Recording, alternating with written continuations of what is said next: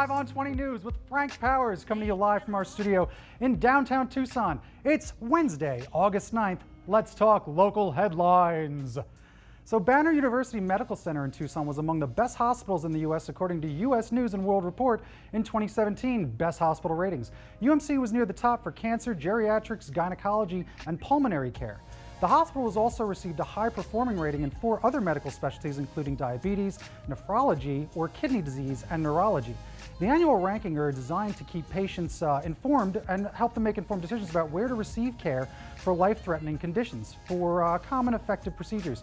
This list comprises about 4,500 hospitals across the country, ranking factors including survival and admission rates, volume, patient experience, quality and nursing care, among other care-related metrics.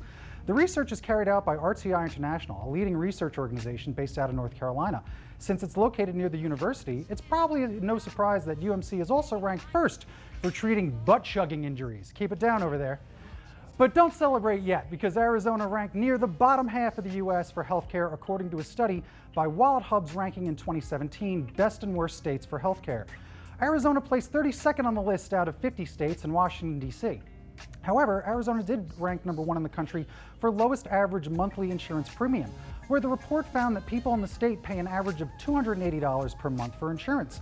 Arizona also ranked number 3 for the lowest cancer rate, but Arizona ranked 49th in the fewest hospital beds per capita and 48th in the percentage of children's insurance between the ages of 0 and 17. Hawaii ranked number 1 in healthcare according to the study, while last place went to Louisiana, the state where cholesterol is considered a food group. No surprise there. A controversial school voucher, moving on, in Arizona will likely be put on hold after thousands of residents submitted signatures opposing the law. The law seeks to expand the availability of school vouchers, which allow students to attend private and Christian schools for free. Critics say that the voucher programs only serve to degrade public education, and vouchers often go to those who aren't financially in need. Over 111,000 people signed a measure that temporarily blocks the new law, which needed only 75,000 signatures to pass. Once the signatures are verified, the law will remain blocked until November 2018's general election, where voters will be allowed to weigh in on the law. The passage of the voucher system was a top priority for Governor Doug Drop-a-Deuce and Education Secretary Betsy DeVos, she's still around, who said the initiative would improve school choice. Ducey's office released a statement saying that the vouchers have helped thousands of families find an education that works best for their children. But Beth Lewis of Save Our Schools Arizona said that the law only empowers the dark money groups who helped pass the law. She said that 95% of the state's students attended public schools and charters and that the state already underfunds those schools. She says that expanding the voucher system means that even less funds will flow to public schools. The voucher expansion was supposed to go into effect in the fall and would expect eligibility to all students by 2020, but would cap enrollments at 30,000. By that year, Arizona public schools funding would fall so low that they would probably begin paying the state to continue operation, allegedly. So immigration courts. Yep, immigration courts are experiencing a high backlog of what's growing at a record high, with the delay being higher in Arizona. Immigration lawyers and advocates expect the backlog to grow even larger as the Trump administration conducts their crackdown on illegal immigration. In Arizona, people have waited for up to about 682 days for a hearing. Defendants in the Phoenix court had the 6th longest wait time in the country, with an average of 813 days to get a hearing. The Transactional Records Access Clearance House found that some defendants won't get a hearing until after Trump's first presidential term ends, which is hopefully sooner rather than later. Tucson immigration lawyer Mo Goldman said that the backlog is due to a combination of a lack of resources in immigration judges, along with increased emphasis on deportation that's increased over the past several years. Arizona Representative Raul Grijalva said that more judges need to be hired, otherwise cases are going to get more and more delayed. He said the administration can't say enforcement only, and that they need to provide resources for the judicial branch to handle these cases. Of the current 325 immigration judges in the U.S., 14 are in Arizona. Other advocates say that hiring judges is enough without a comprehensive immigration reform. The backlog nearly tripled under President Obama, but it has grown even larger under Trump. But don't worry, the Trump administration reportedly plans to allow ticket scalping to get in the front of the backlog line. Go check out StubHub. That's where you want to go. So let's move on now. Let's talk about some national and international news. And I'm going to take a breath. The president attended a major briefing on the opioid crisis in the U.S., but refused to declare a national emergency, which advocacy groups urged him to do. At the briefing, Trump instead stressed the need for law enforcement, calling it vital to end the epidemic that killed nearly 60,000 people last year. Trump also focused on border enforcement, stopping the influx of drugs coming across the border, and said that we are talking to China about man-made drugs coming from the country. Many of the opioid overdoses occurring in the U.S. are due to the presence of fentanyl, a synthetic opioid that mainly comes from Chinese laboratories and is sold on the internet. The rate of drug overdose deaths have quadrupled since 1999, between 1999 and 2014, according to the Centers for Disease Control and Prevention. The increase is believed to have been fueled by the easily availability of prescription painkillers that were marketed as having a low-risk addiction. In 2014, 2 million Americans were believed to have been addicted to prescription painkillers, with Vicodin and Oxycontin being the MVPs of the drugs these days. According to the CDC, 3 out of 4 heroin users previously used prescription drugs. Last year, the number of overdoses eclipsed the number of deaths from car accidents, HIV, and firearms. That's a big statistic. The president delivered statements from Bedminster, New Jersey, where he is taking yet another 17-day vacation. He was joined by Health Secretary Tom Price, who was asked why Trump didn't declare a state of emergency, and Price responded that the president believes it is an emergency and he will treat it as an emergency, not a state. Reportedly, Trump's first emergency act involves waiting for Obamacare to collapse, which will magically cure everyone of the current opioid crisis. And speaking about the opioid crisis, it does continue to not only affect addicts and their families, but also police forces around the country. First responders are spending more on naloxone, the overdose reversal drug, according to a report by the NPR in Prince George's County, near Washington, D.C. First responders are on track to administer 1,230 doses this year, compared to 877 doses last year. Police say that if the patient has taken more fentanyl, a more potent drug than heroin, then they require higher doses of up to 10 milligrams just to get them to breathe. Prince George's Country expects to spend $45,000 of its $600,000, I don't know what's going on, of its $600,000 equipment budget this year on naloxone. Another problem is that naloxone has increased its price over the past few years. The Washington, D.C. Fire Department said that they paid about $6 per syringe of naloxone in 2010, but the same amount now costs $30. The D.C. Fire Department has spent $170,000 on naloxone over the past 10 months. Senators Claire McCaskill and Susan Collins launched an investigation into rising drug prices last year and have sent letters to 4 pharmaceutical companies asking to provide details and discount programs for naloxone. McCaskill was particularly concerned about a naloxone auto-injector called Evzio. Evzio, that's what it is, made by Kaleo Pharma. The price of Evzio rose to $2,000 this year after it cost only $288 per dose when it hit the market in 2014. Kaleo Pharma said that they start issuing customer loyalty cards and will give every 100th overdose free. Well, that's fun. The Trump administration is backing an attempt by Ohio to revive a policy that would purge voters who do not regularly cast ballots. This is the reversal of the Obama administration, which opposed the policy. Reuters reported yesterday that the Justice Department filed court documents with the Supreme Court making its new position official before the court takes the case. Last year, a lower court blocked the state policy, ruling that it violated the 1993 National Voter Registration Act.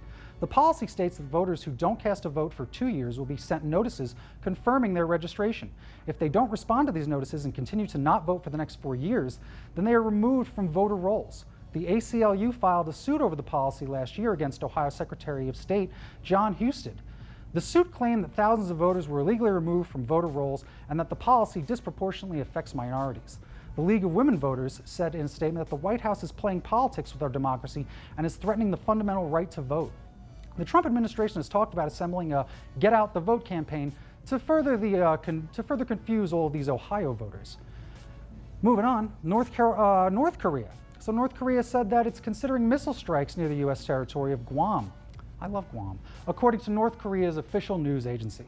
The announcement comes a day after the UN approved a new round of sanctions against the country, which will decrease its exports by a third. North Korea's official news agency said that the country would retaliate and make the U.S. pay a price for drafting the sanctions. The threats also came on the same day that the anonymous intelligence officials told Washington Post that North Korea had made a nuclear warhead small enough to fit inside one of its missiles. But it's worth noting that the identity of these intelligence officials is not known, and it's possible that they possess an agenda similar to those who encouraged the lead up to the Iraq War. In that situation, anonymous intelligence officials claim that that Iraq possessed weapons of mass destruction, WMDs, remember those? Which turned out to be not true and still led us into a decade-long war. The president reacted in his usual calm manner, threatening that North Korea will be met with fire and fury like the world has never seen. Great. Reportedly, God is considering seeking legal action against Trump for stealing his best words. Americans were also confused after the speech because they assumed that living under a Trump presidency was already like being in a pit of fire and fury, the likes of which we've never seen. So before we go, we've got to talk to a new correspondent we've got over here at 5 on 20. He's our man on the street as a pirate on the go. Let's go check in with our newest correspondent, Captain Oblivious, and he's going to tell you everything that's going on this weekend at the Return of the Mermaids 2017. Mermaids! Mermaids! Where are the mermaids? Oh, I found the mermaids! Are you yourself looking... Are you yourself looking for mermaids? You've got to come to the Return of the Mermaids on 4th Avenue. I'm giving a tour. It's me, Captain Oblivious. Aye, aye. Join me, crew. And what we're going to do is we're going to walk down 4th Avenue. And we're going to be slashing prices and setting sales for all the stores all over 4th. And we're going to start over there at the underpass with a shanty tune. Ahoy! So it's going to be a good time. Go sign up for my pirate tour. It's the Return of the Mermaids 2017, August 12th. I'll see you there. Yeah.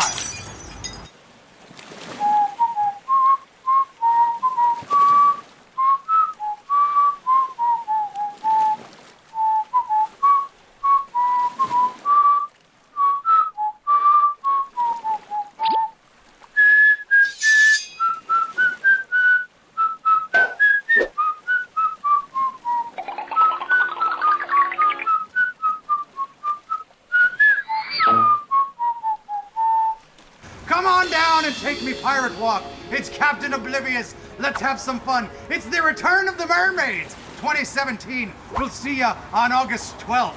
Yarr!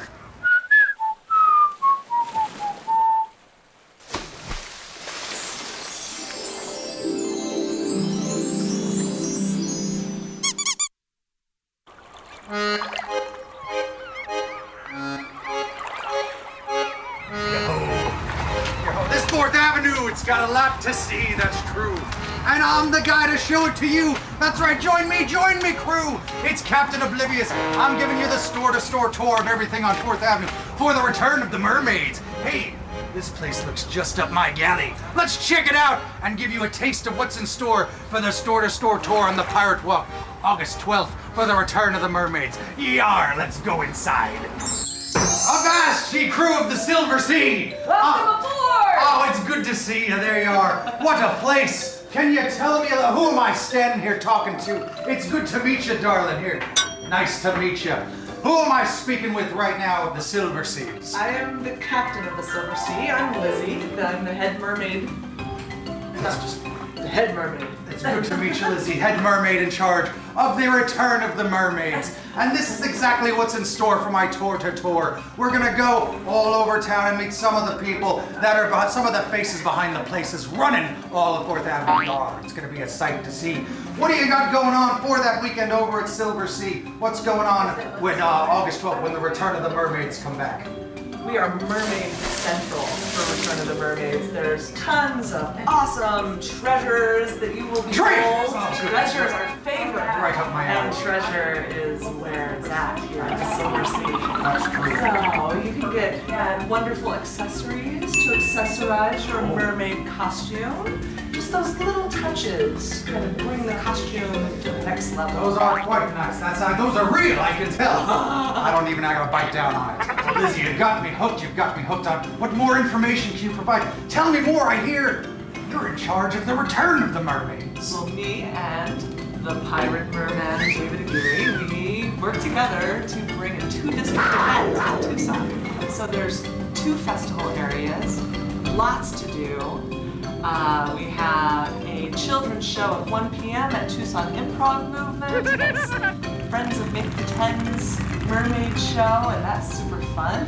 Something for the kiddies, that's a big thing. Lots for this the kids big event, to do. it's a big kids event. Keep that in mind, you young Lots ones. to do for the whole family. There's a costume contest at 6:30, which I learned that you are actually the MC for. I'm an excellent host, I'm sure, but I'll figure it out. We'll work on something. We'll work on something. Swords for children? I can give them swords, right? Swords for children? Totally safe. Okay, swords for children. That'll be a good time. I do hear there is something we have safe for the kids. Every single kid at this costume contest, a little bit of royalty. A little bit of royalty from the Dairy Queen. Yeah? That's right. They get a free cone just for participating in the costume contest. That's Yeah, right. super fun. Excellent. We have Mermaid Odette. So at 5 p.m. in Haggerty Closet, we meet Mermaid Odette. The Mermaid Odette. The Mermaid Odette. I've heard shanty songs about her. I've sung that girl, that siren sings in my dreams. Yep. She might be the mermaid I'm looking for A on vision August to 12th. behold. It's A the real truth. mermaid in the middle of the desert. I know it. I know it to be true. I knew it wasn't a mirage. That's why I came here for the facts. I came to Silver Sea for all the facts. That's right. What more can you tell us about this wonderful event? Just that it's fun for everyone. It's there's something for everyone to do, whether you're a very small child all the way through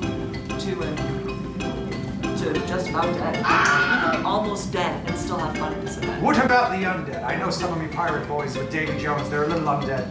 They smell a little right, but I'll tell you what, it's not Gem Show, so it's not as bad.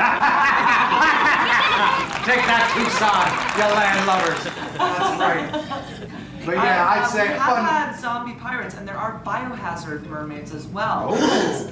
The after party at Surly Wench is a Dark Sirens dance party. Oh. That's 21 plus, so that's not for the kiddos, but the little swimmers will have to be in bed by then. I plan on attending.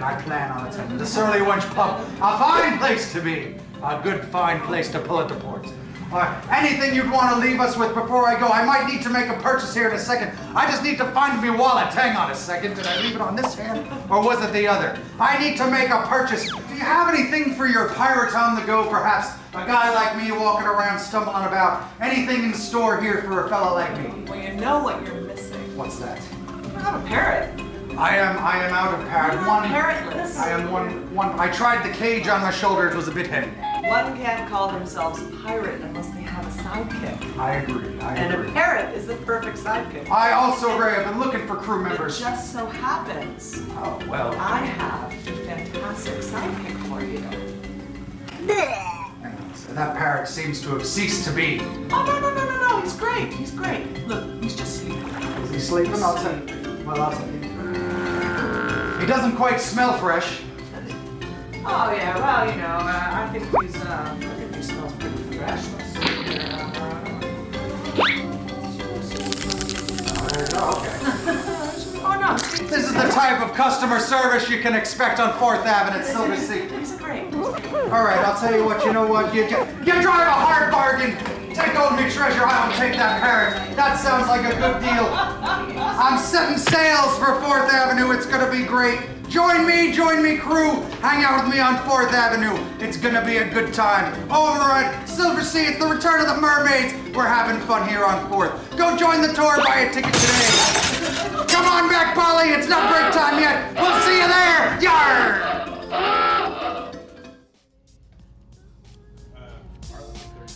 Yeah. What did you say though, Frank? I said I could tell you some stories about that guy. Me too. Okay. I got my own stories about Really? myself. Really? I was talking about that one and I was like, that one was so horrible. So funny. He kept messing with them on purpose. Yeah. Oh, there it is. Ah, looking good. Looking good. All right, there you go. Hope you enjoyed Captain Oblivious. He's such a handsome devil he is, isn't he? So yeah, it's Captain Obvious's brother. Check him out this weekend at the Return of the Mermaids. Check out Lizzie Mead. They're all in charge of everything Return of the Mermaids this Saturday, all day long. If you're bored, you're boring. Leave the house, Tucson. Stay creative and like, share, and subscribe everything that we do here at Creative Tucson. Thanks for watching. Share a link. It's a good time. There you go. Share them links. Share them links.